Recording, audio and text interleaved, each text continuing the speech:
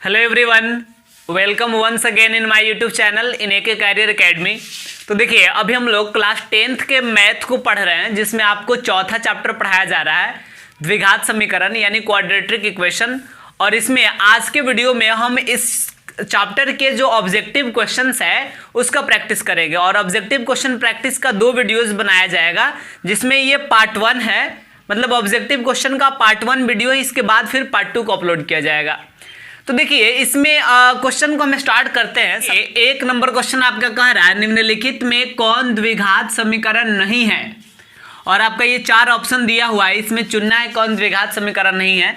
तो चेक करते हैं चारों को कौन नहीं है।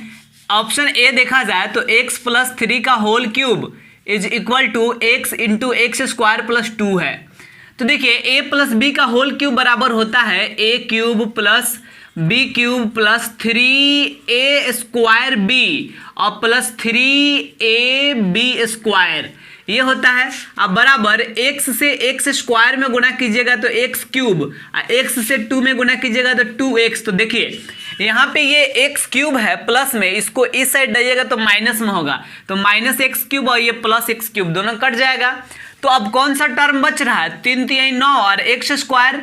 तो यहाँ x² वाला टर्म बच जा रहा है, यानी ये तो द्विघात समीकरण तब है क्योंकि 2 घात वाला जो है, पावर 2 वाला यहाँ पे जो मतलब वेरिएबल है, ये आपका यहाँ बच जा रहा है।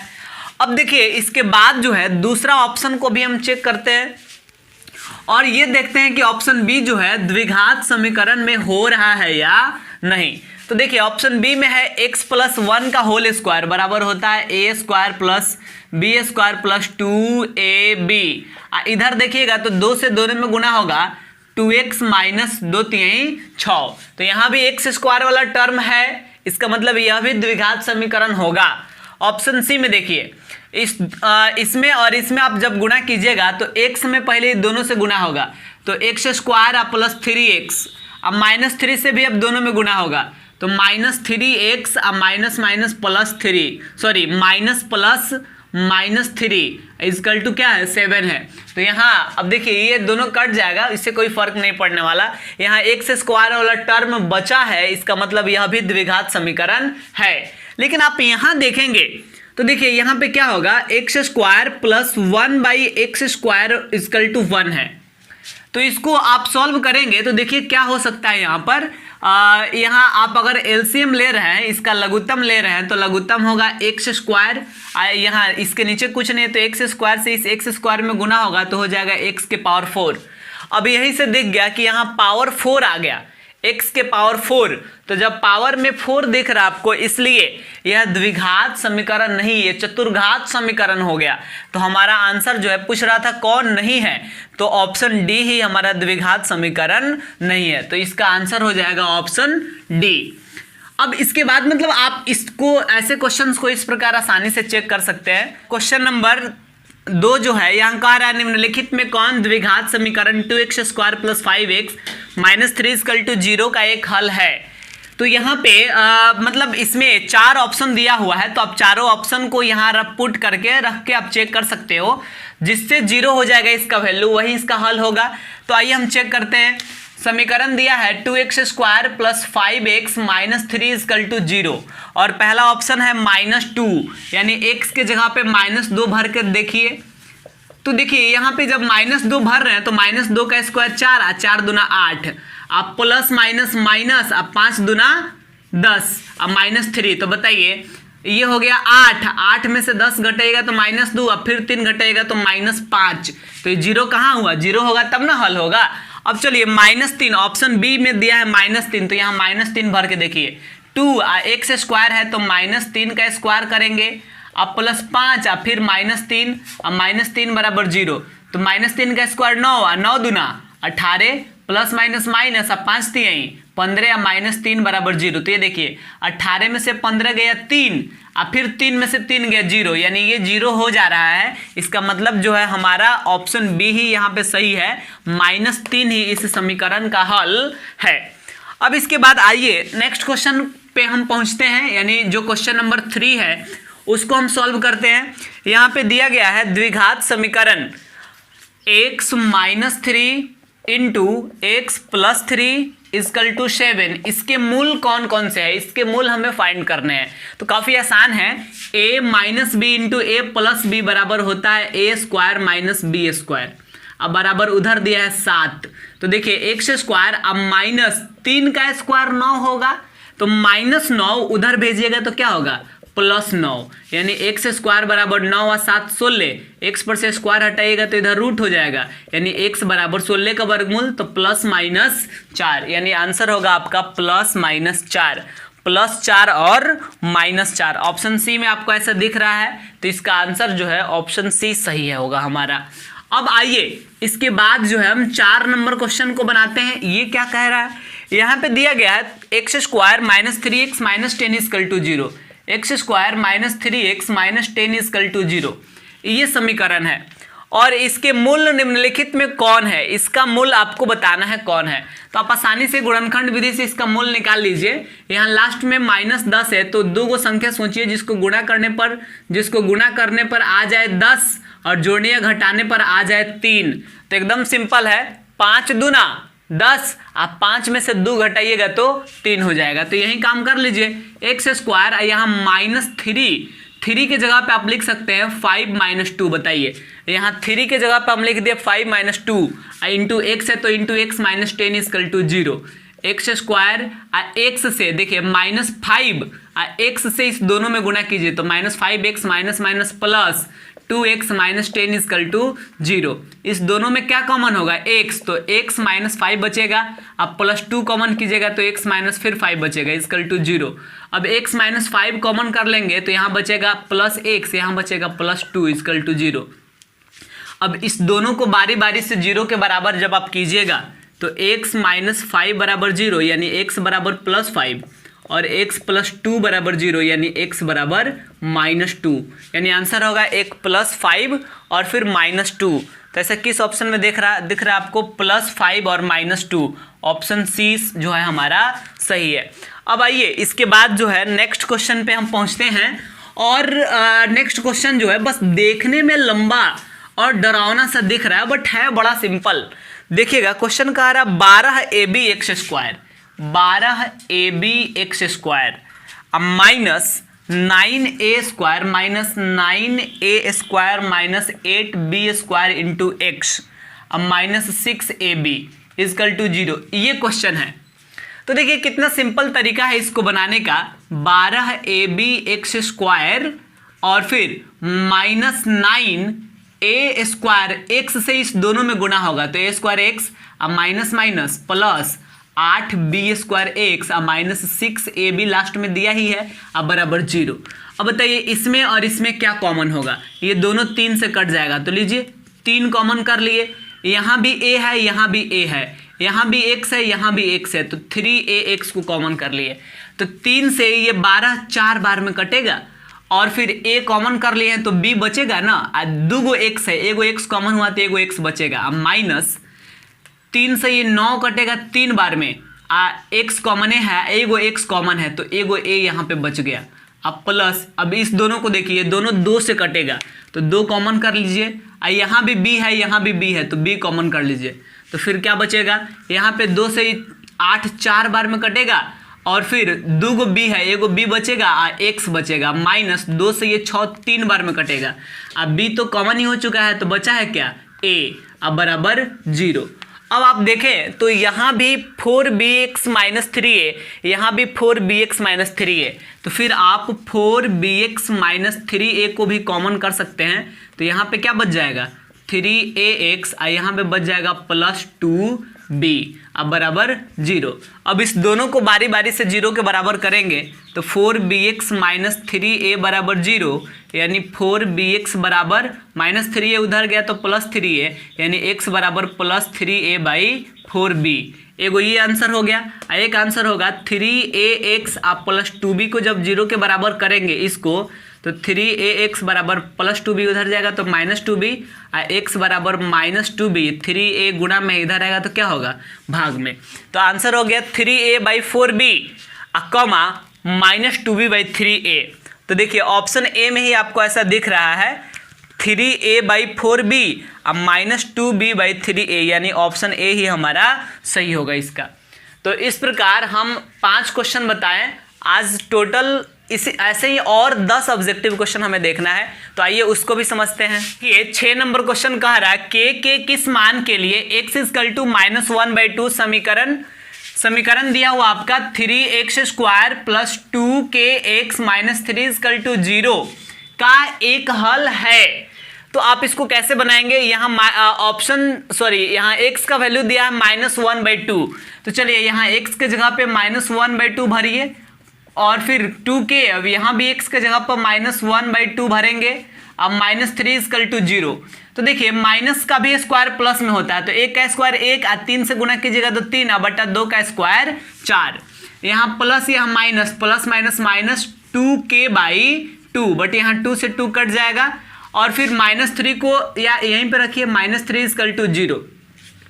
अब हम क्या करते हैं कि यहाँ 3/4 और फिर -3 = है, देखिए -k है, उधर भेजिएगा तो क्या हो जाएगा +k, तो यहाँ लघुत्तम हो जाएगा 4, 4 से 4 कट गया तो 3, -4 = 12 बराबर k, तो 3 में से 12 घटेगा -9/4 बराबर k, यानी k का वैल्यू निकल गया -9/4। और ऐसा आपको ऑप्शन सी में दिख रहा है, तो ऑप्शन सी ही जो हमारा सही हो जाएगा। अब देखिए इसके बाद जो है हम आते हैं नेक्स्ट क्वेश्चन पर, और अब जो है थोड़ा सा अलग टाइप का क्वेश्चन होगा जिसमें हम विवेचक वगैरह से रिलेटेड क्वेश्चन से सॉल्व करेंगे। तो सबसे पहले हम आपको एक चीज़ बता देना चाह रहे हैं, यहाँ पे आप सबको पहले से भी पता है विवेचक जिसको हम डी से इंडिकेट करते हैं, फॉर्मूला होता है b² - 4ac, और हम आपको पहले ही बता चुके हैं कि जब ये d जो है ना, d जब 0 से बड़ा होता है, d = 0, d जब 0 से बड़ा होता है तब उस स्थिति में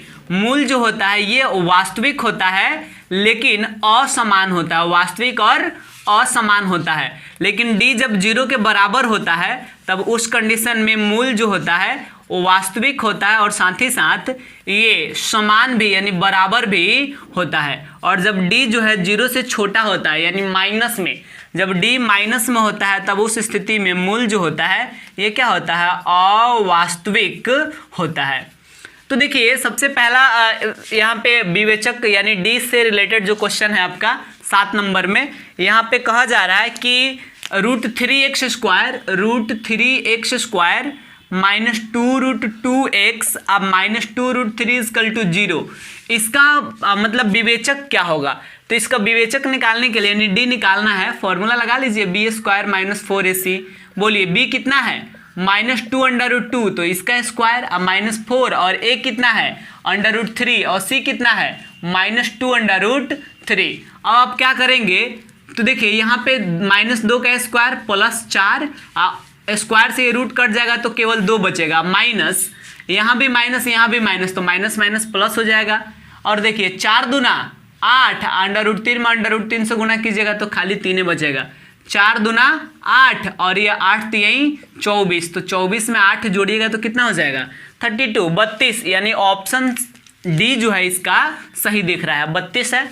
अब इसके बाद आइए नेक्स्ट क्वेश्चन यानी क्वेश्चन नंबर 8 पर, और ये सीधा टाइप का क्वेश्चन हमें दिख रहा है, इसको सॉल्व नहीं करना है, केवल हमें सिद्धांत याद है कि जब द्विघात समीकरण में d = 0, d का वैल्यू 0 से छोटा हो यानी माइनस में हो तब उसका मूल क्या होता है, तो जब माइनस में होता है तो उसका मूल अवास्तविक होता है, यानी इसका आंसर हो जाएगा ऑप्शन सी।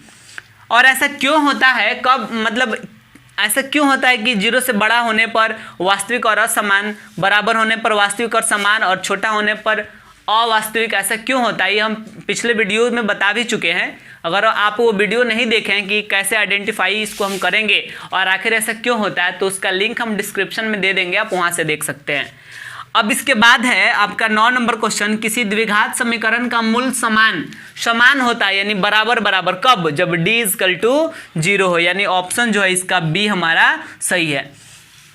द्विघात समीकरण नेक्स्ट क्वेश्चन में कह रहा है x² + 4x + 3 = 0, ये द्विघात समीकरण है। इसके मूलों की प्रकृति क्या है, पहले आप d निकाल लीजिए, तो b² - 4ac, b है 4, 4 का स्क्वायर -4 गुने a कितना है 1 80, यहाँ a का मतलब यहाँ कुछ नहीं तो 1 मानेंगे। 80 हो गया 3, तो ये 4 का स्क्वायर 16, अब -4 3 12, तो 16 में से 12 घटेगा तो कितना बचेगा? 4 बचेगा, यानी 0 से बड़ा है। तो जब d 0 से बड़ा होता है तो मूल क्या होता है? वास्तविक और असमान होता है, यानी आंसर हो जाएगा ऑप्शन ए, जिसमें दिया हुआ है वास्तविक और असमान। तो इस प्रकार ये भी 5 क्वेश्चन हम देखें। अब लास्ट और 5 क्वेश्चन हमें इस वीडियो में समझना है, तो आइए उसको भी देख लेते हैं। ये क्वेश्चन नंबर 11 कह रहा है द्विघात समीकरण आपका दिया हुआ है। यहाँ पे एक समीकरण 2x² + 4x + 5 = 0, इसके कितने मूल संभव है? तो देखिए, अगर आप इसको तेजी में बना रहे हैं, कॉन्सेप्ट समझ नहीं रहे हैं, तो आपको लगेगा कि द्विघात समीकरण है तो 2 मूल होगा, जाहिर सी बात है। लेकिन फिर भी यहाँ पे थोड़ा सा आपको सीखना है इस चीज को। जब ऐसा क्वेश्चन पूछा जा रहा है, यानी तो सब किसी को पता है कि द्विघात समीकरण का 2 शून्यक होता है, 2 द्विघात समीकरण का मूल होता है, तो फिर ऐसे क्वेश्चन पूछने से फायदा क्या है? कोई ना कोई बात तो इसमें जरूर छिपा है। तो देखिए, इसके लिए हम क्या करेंगे, d निकालिए पहले। d = b² - 4ac, b कितना है? 4 है, 4 का स्क्वायर -4 × 2 × 5, तो 4 का स्क्वायर हो जाएगा 16, -4 2 8 8 5 40, यानी d बराबर हो गया 16 में से 40 को जब आप घटाइएगा तब आएगा कितना? -24, -24 आएगा। तो इसका मतलब ये निकला कि यहाँ आप देख सकते हैं माइनस में d आ गया, और जब d माइनस में आ गया तो इसका मूल निकालना संभव है क्या? नहीं। जब d ऋणात्मक हो जाता है तब मूलों का अस्तित्व नहीं होता है, यानी मूल निकालना संभव नहीं है, यानी इसका एक भी मूल नहीं निकल पाएगा। तो आंसर क्या होगा?